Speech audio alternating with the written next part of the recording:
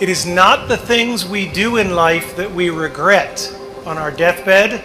It is the things we do not.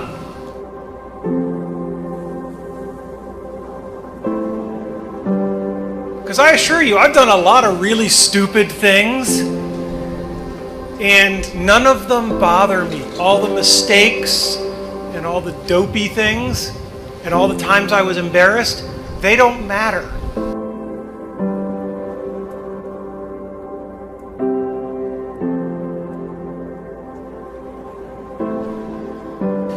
Last August, I was told that in all likelihood I had 3 to 6 months left to live.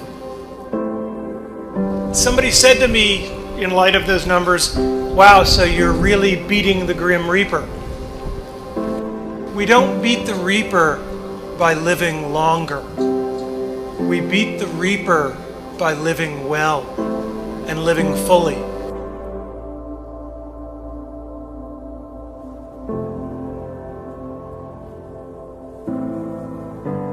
For the Reaper will come for all of us. The question is, what do we do between the time we're born and the time he shows up? Because when he shows up, it's too late to do all the things that you're always gonna kind of get around to. When I was 17, I read a quote that went something like, "If you live each day as if it was your last, someday you'll most certainly be right." And since then, for the past 33 years, I've looked in the mirror every morning and asked myself, if today were the last day of my life, would I want to do what I am about to do today? Remembering that you are going to die is the best way I know to avoid the trap of thinking you have something to lose. You are already naked. There is no reason not to follow your heart. And you will need to find your passion. Many of you have already done it. Many of you will later. Many of you may take till your 30s or 40s. But don't give up on finding it, right? Because then all you're doing is waiting for the Reaper.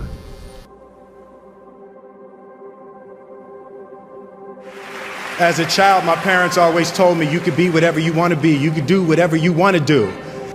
But I didn't totally believe it. Yet I went out in the world and I carried myself and I held my head high and I stood there and I looked people in their eyes and I talked to people as if I was deserving of everything that this planet has to offer.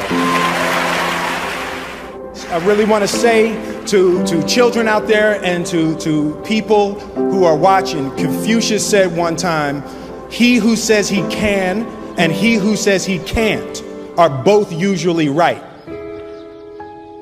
And I want you to keep in your heart, just know that you can. Know that you can. And it is going to get hard and you're going to want to quit sometimes, but it'll be colored by who you are and more who you want to be.